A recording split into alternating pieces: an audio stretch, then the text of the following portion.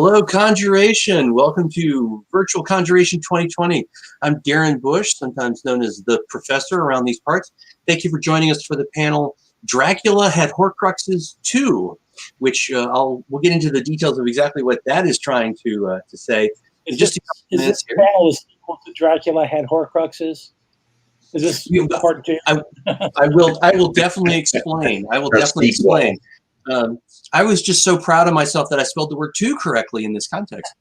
So let's do this. Since Anthony spoke up, I'm going to pick on him first. Anthony, introduce yourself to our CONjuration audience, please.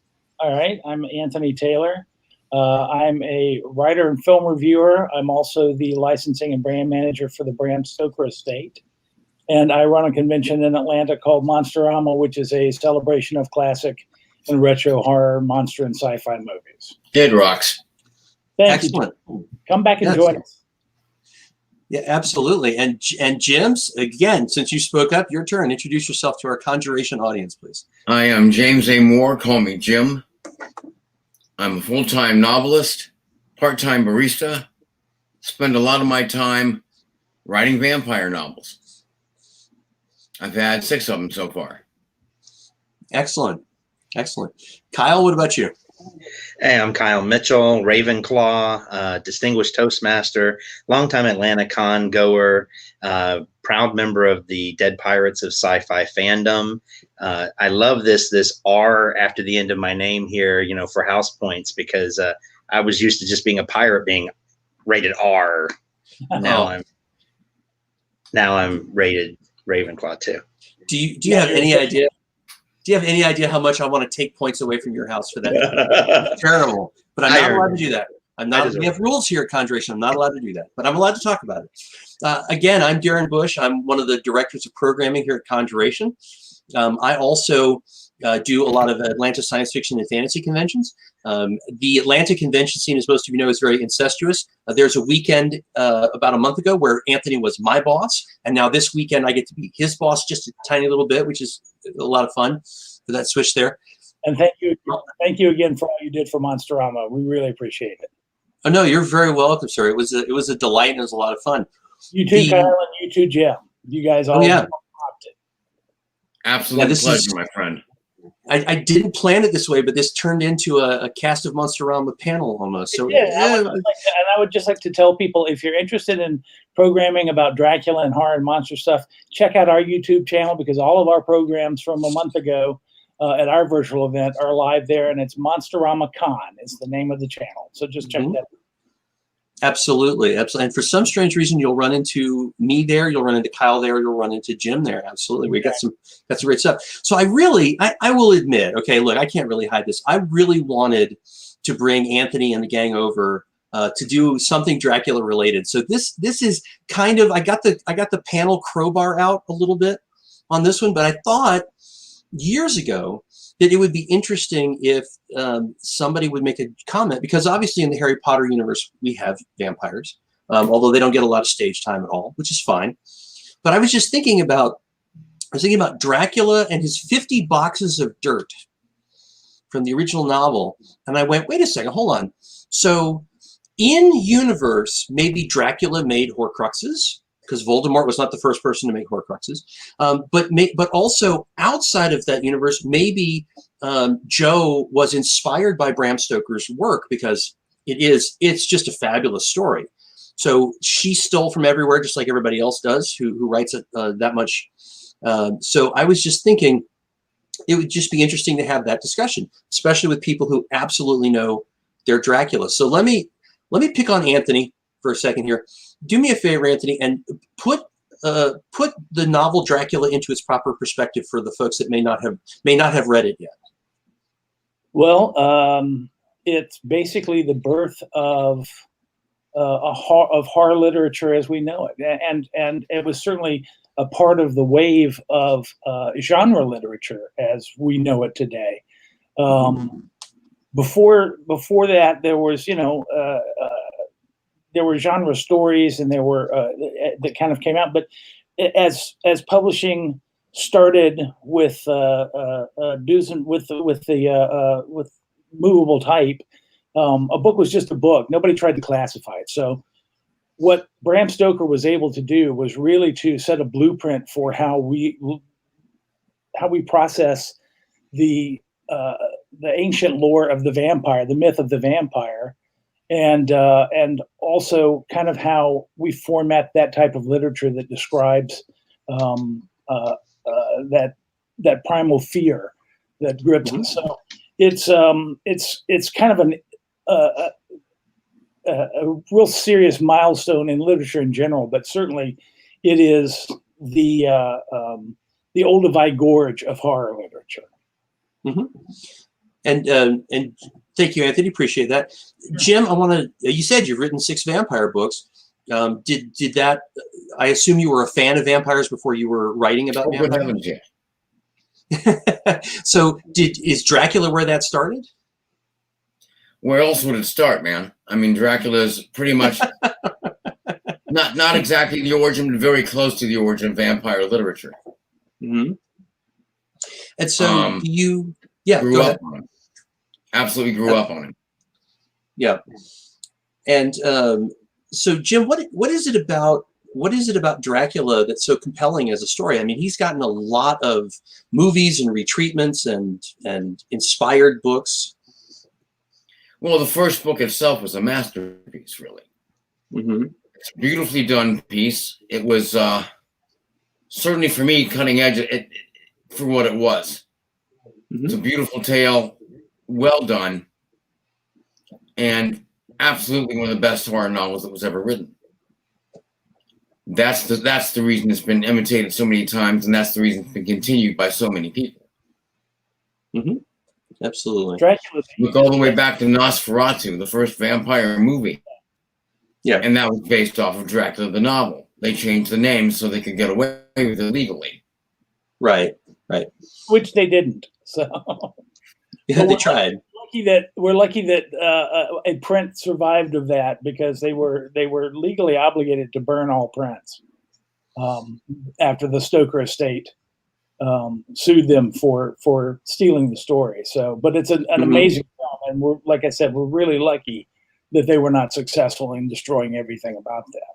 But Dracula is a character that's he's ubiquitous in our society, and in all, I kind of hesitate to say all societies, but in all modern societies, I'm sure that there are people out living in the jungle somewhere that have never heard of Dracula. But honestly, like Sherlock Holmes, like Superman, like Mickey Mouse, he is one of the top probably 5 or 6 characters that you can talk to anybody in any language and say the name Dracula, and everybody will, want to suck your blood, or everybody has that. He's iconic. Built-in plug-in. Absolutely. What Dracula is. So it's definitely something that has affected generations and generations of readers and film watchers, and people who have an interest in the horror genre. So.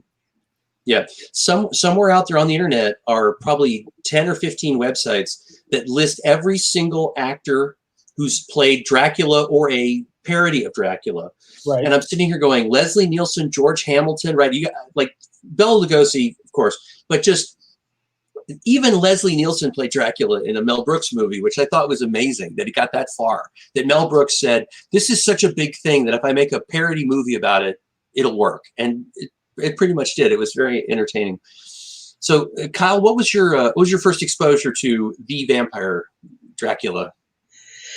Well, I mean, yeah, before even reading the book in high school for the first time, I grew up on horror movies. So I saw all the versions of vampires that you could see. And then even the movie Gothic came out right in that sweet spot of when I was, watching horror movies for the first time, when my dad would let me go and rent, movies that I wasn't really old enough to watch yet.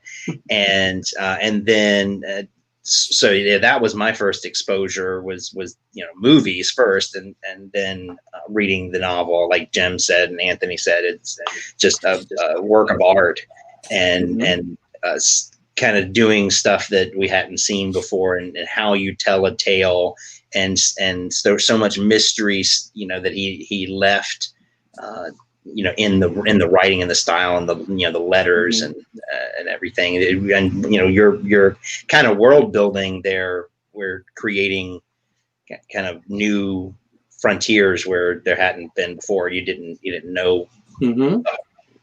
I'm not sure I would agree with that. He really was. He did not build the world for Dracula. Dracula, the vampire legend went way back. He consolidated it and put it into the character, but it was it may seem like that now that he did construct that world, but it was it was set in modern, at the time, London and Romania, and he really just tried to reflect what that ancient evil would do to a modern sensibility, and it succeeds very, very well. Oh, absolutely. Yeah, it's really fabulous. He almost bordered on science fiction with the things that he was showing in Dracula, actually. Blood transfusions were a brand new thing. They were still working out the issues of blood transfusions when he was writing about a blood transfusion. Right, exactly. Blood typing hadn't really been done yet. Yeah, and also bringing psychiatry into the book so heavily was really. I'm thinking that at the time it must have been risky for him to do that. I mean, this is not a profession that was so set that it was so established. I'm guessing, Anthony will correct me if I'm wrong, I'm guessing that having a psychiatrist have his medical notes involved in this book was a challenge, and it worked. It works beautifully to set the tone and to give a different perspective and to give us a real insight into Renfield that the movies never really get.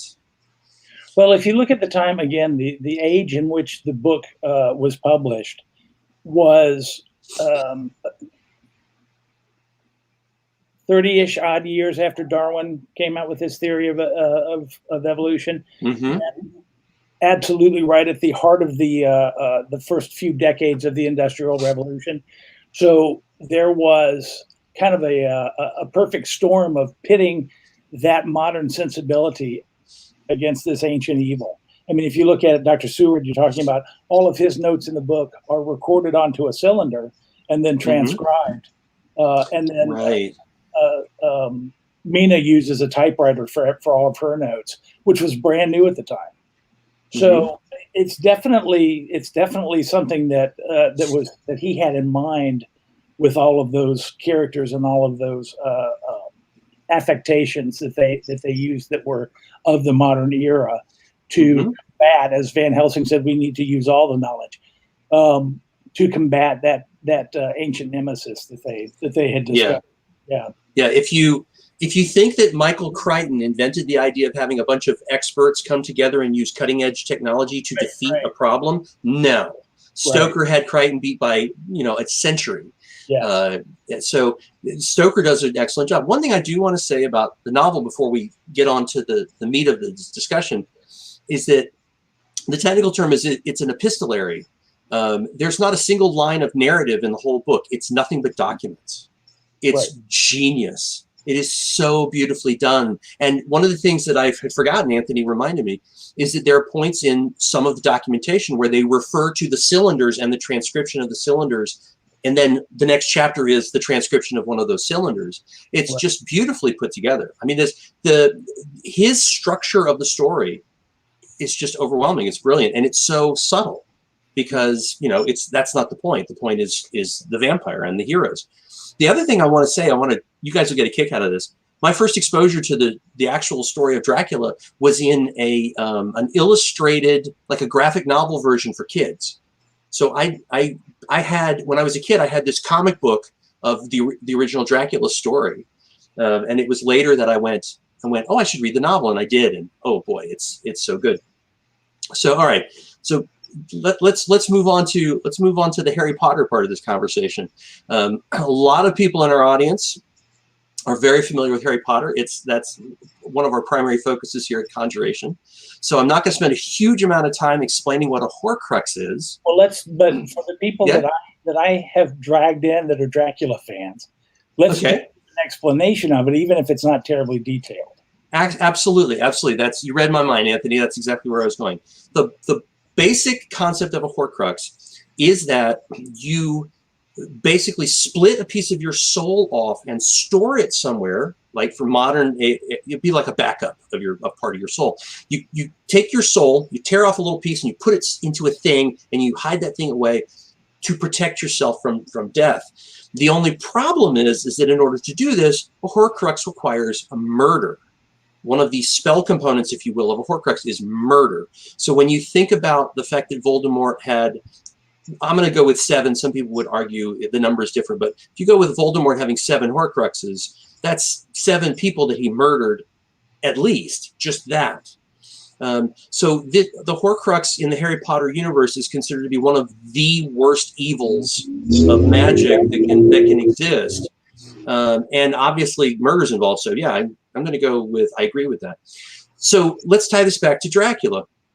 And I also want to note, Anthony, thank you for dragging Dracula fans over here to this. That's great. I appreciate that. One of the things that strikes me about Dracula, and I mentioned this at the very beginning as a teaser, is I think it's 50. Was it 50 boxes of dirt? Which of course, I believe it was 30, but was it 30? Let's say 30 to 50 boxes of dirt. Okay, so somewhere in there. So the spoilers for the novel. It's been a long time. There's no spoilers. You haven't read it by now. Yeah, if you haven't read it by now, you need to read it. It's really awesome. It's a great book. But the point of the boxes of dirt is, and of course I'm saying boxes of dirt because that's the way they're described in like the shipping manifests and in the conversations with the witnesses. But I have a strong opinion that they're coffins. They may not literally look like coffins, even for that era. But yeah, I'm pretty sure we're talking about he had backups. He had his dirt in his coffins, and he had lots of them, and he had them spread out all over London, well, actually all over Europe at this point, to protect himself, to give him a safe place to hide and to revitalize. So from there, it wasn't a huge leap to go, okay, so we don't really know exactly how the coffins work, which, not the point, we don't need to know exactly how they work, but that leaves the door open, pun intended, for me to go, okay, maybe there are Horcruxes. Maybe the way that he needs, like I think it said in there somewhere that it hinted that he needed specific dirt. Like it was his dirt. It wasn't just, he just couldn't use any old London dirt. Right. Go ahead. His home soil. Home soil, okay. So obviously we could just say, oh, it's just his home soil, it's no big deal. But I love the idea that he has to work to make the boxes, and he has to work to make the dirt go in the boxes and travel with him. Horcruxes. And anybody want to just go, that's nuts? I don't think it's nuts, but let's put one thing out there, like right at the start here. If a Horcrux is constructed as a receptacle for a piece of soul, vampires do not have souls. Dracula does not. Why they don't cast reflections? Right, exactly. Well, okay, we're done then. So we would have to then adjust our definition of a Horcrux for vampires, which is, or simply say that Darin is in fact wrong. And of course, in 7th, 10th generation vampires, something you might see on Buffy the Vampire Slayer. Yes, they can probably resurrect a vampire's soul, bring it out of hell, and put it back into Angel, and they'll be lovers, whatever. But not in Dracula. So it's something we have to look at from a slightly different angle. I don't know that is a Horcrux, but it's certainly a talisman and something that he needs to survive. My thought on the Horcrux, basically for Dracula, would be more the victims that he turns to vampires, because he gives them part of himself. They take his blood in, they then become vampires, and they help him live on immortally. Now, Jim may have a different opinion, and he may be able to call me out on this.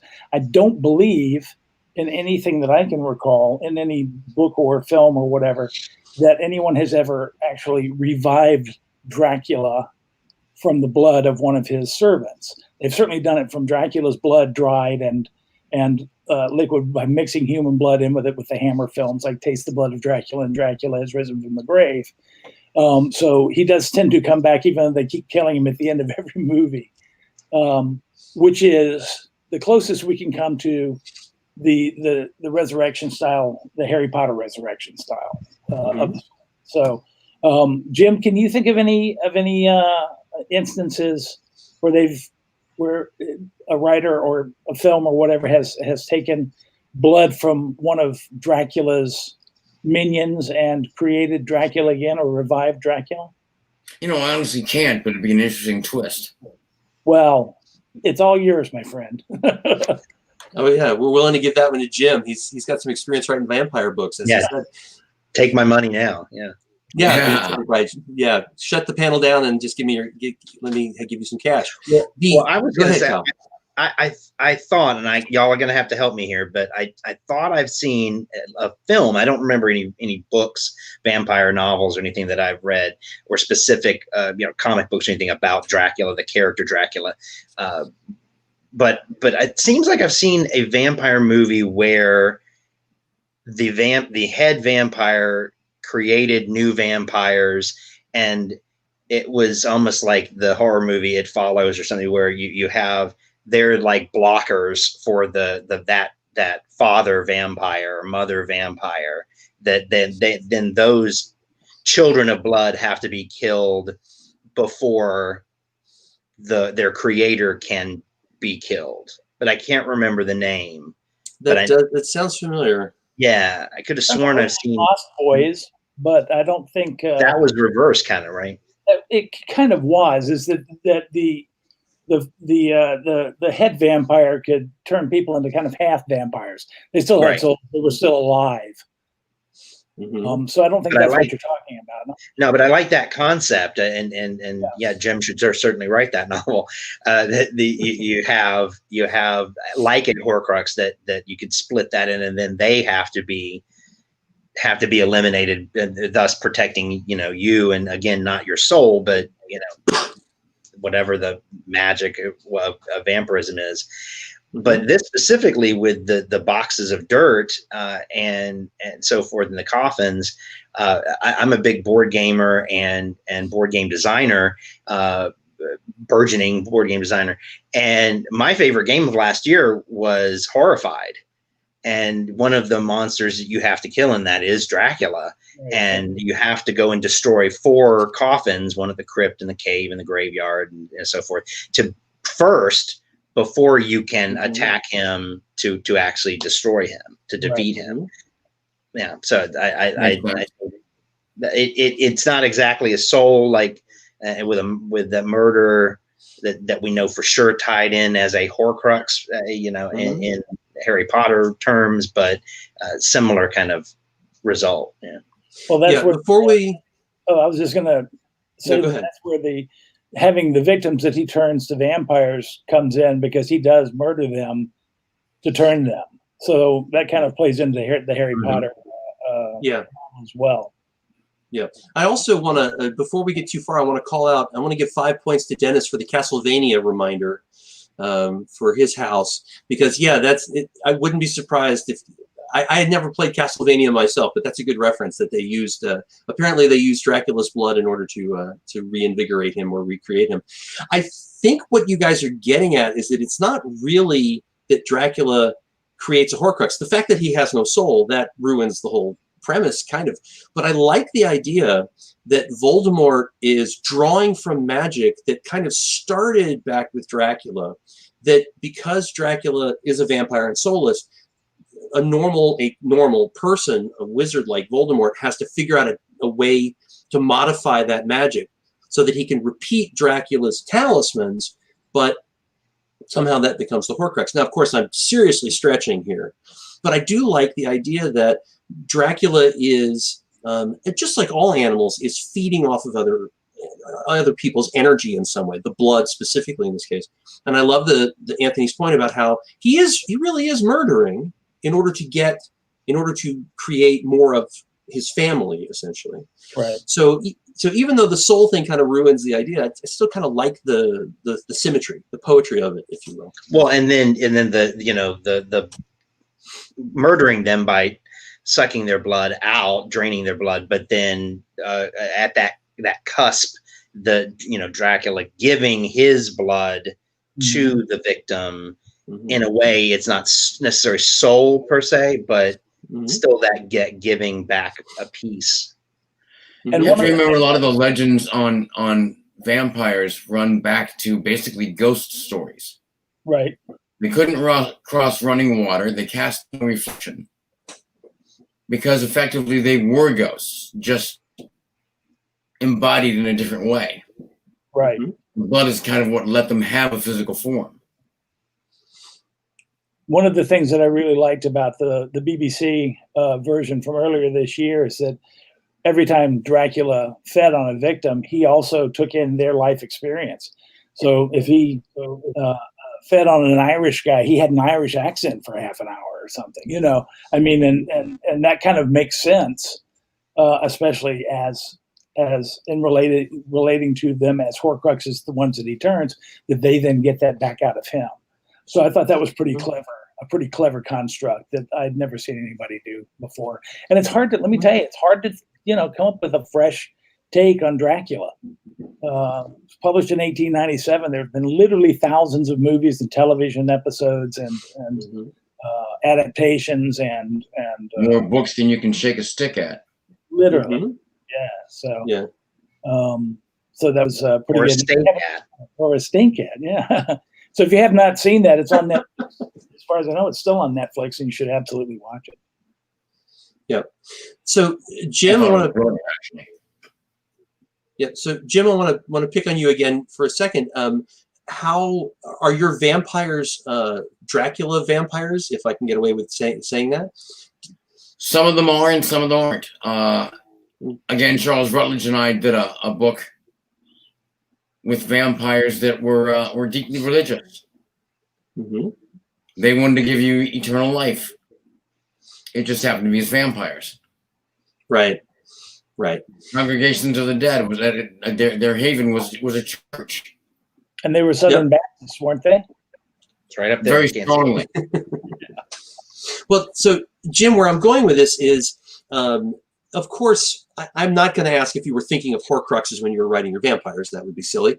But now that I've thrown this out on the table, and we're talking about the blood going from the victim to Dracula and then from Dracula back to the victim, do your vampires have any of that sort of what I'll call energy transferring in them?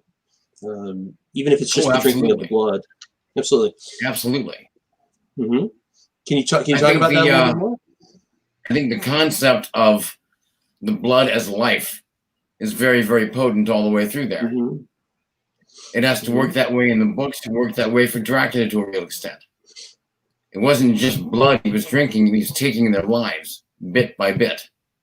It's never written out in black and white, but I think that's really what it comes down to. Right. Yeah. Did your and this one's for Jim again, did your vampires have to bite their victims multiple times? Because I believe that was part of Stoker's. In order to change them. So was the magic number 3? Was it the third bite? I think that seems to have fallen into the category that it is for most of the books I've read. Because what I'm suddenly wondering is, why wouldn't he just stay longer? If he's sucking out your energy, whether it's soul or life or whatever we're going to call it, if he's drinking your blood, why doesn't he just linger and drink all the blood he needs in one go? Well, because then isn't he carrying, making a mockery of the Trinity? Making a mockery of what, Jim? The sacred Trinity. Yeah. Oh. Beyond that, also the reason that he leaves Transylvania is because he sucked all the blood up around the whole, the whole country, basically, the countryside anyway, and he's looking for a new victim. So when he finds a victim, rather than just killing them immediately, he's like, okay, so I can get 2 or 3 more nights out of this while I find someone else, but this is a sure thing, and I know where to come to get that. So that's part of it, well, I believe. So if we are Dracula's cattle, I also think he doesn't want to make everybody that he fights a vampire. You're dropping in and out, Jim. Your audio's not great. He could probably drink them a lot faster. Yes. But why would he want to? It's Well, yeah. So oh, look, I've got a turkey dinner. I'll need an entire turkey dinner tonight. Instead, he's having over a couple of nights. Wants to make it last. yeah, and that's a very good point. I mean, it's why would you slaughter all of your feed animals? You need them to hang around so you can survive. So it occurs to me that I like the idea of mocking the Trinity. I like the idea of we're cattle to him, essentially. That makes sense. But if he's really in a power struggle with our heroes in the novel, it seems to me that he couldn't just go in once, swoop in, change someone into a vampire, and then depart and having won. He had to come back. So it almost feels like, and again, I'm heading back toward the Horcruxes, it almost feels like he's there to tear off a little piece, and that has an effect. But then if he comes back again and tears off another little piece, there's a worse effect or more of an effect that he doesn't really truly control and command you until he's torn you so many times. Does that make sense? Does that ring true for you guys at all? Okay. Yeah, to some degree. It just depends on what aspect of or what version of Dracula you're looking at. I think specifically for the book, you're probably really kind of right on tap there. For other versions, film versions, it's just it depends on the film itself, you know. Mm-hmm. In the Langella movie, he has to feed, you know, the his own blood to turn somebody. It doesn't matter how many times he bites them. If he doesn't feed them that way, and that has become a sort of a one of the things that people just associate with Dracula now because of that, and Bram Stoker's Dracula the film, and you know, a lot of others that have adopted that particular affectation. But in the book, yeah, it's a little different. Yeah, it's go ahead, Kyle. Go ahead. Well, I was going to say I recently rewatched like the beginning of Buffy, and what was the old vampire that they were trying to bring back there by using so there was that kind of psychic spiritual connection with the younger, newer vampires that when they went and fed, then they fed essentially the old host to revive him, to bring him back eventually. Right. Yeah. Yeah. There's if I recall correctly, they all had some portion of him as well because they were all made into vampires by people who've been made into vampires, eventually going back up the line to him. Right. Right. Right. Yeah. So that's an interesting kind of concept along those lines. Right. Yeah. You get into some very interesting biological parallels with some of this stuff because I've seen versions of vampires that absolutely it was like a virus, and in some versions it literally was a virus. But the Dracula Bram Stoker vampire to me is more like a plant, and there are 7 or 8 examples I can think of where there's this main cluster in the middle, but essentially every plant you see sticking up out of the ground is a colony offshoot. If you dig down, it's one gigantic organism that looks like a forest, but actually it's one plant. And there's several examples all over the place, including here in Georgia. We've got one of those, and I saw one in person, and it was really intimidating and frightening, even though it's just a ground plant. Stoker's Dracula strikes me like that he is one huge entity that lives in multiple bodies because of the blood transference, because of the energy.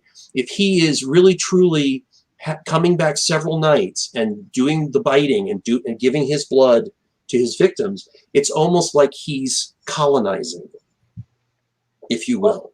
Yeah, and let's not forget rather that Dracula is singular among vampires in that he was schooled at the Scholomance, which is kind of like the University of Satan. So he has. Dennis Medbury here says something about, in some lore again, Dracula is the only vampire with actual magic abilities. That's from that training at the Scholomance. So what you're talking about is absolutely part of that, I believe, is that he exhibits characteristics that no other vampires exhibit because he was trained by Satan himself, basically. So he does have powers that go beyond what just one of, like if he made a vampire, that vampire would not have those powers because they don't have the training. They don't. It's a very, very good point. yeah, I mean, the Scholomance is definitely a Harry Potter-esque sort of a thing, going to school for magic, Yeah, that certainly adds an interesting twist. Well, guys, I've got some bad news. We've only got a few minutes left before we need to start paying the bills. Okay. This has been really very interesting. I have learned a lot in the last half hour. Jim, I want to give you one more chance as our resident vampire novelist. Any parting shots on this relationship between Dracula and my crazy Horcrux theory? Mostly that you're slightly insane.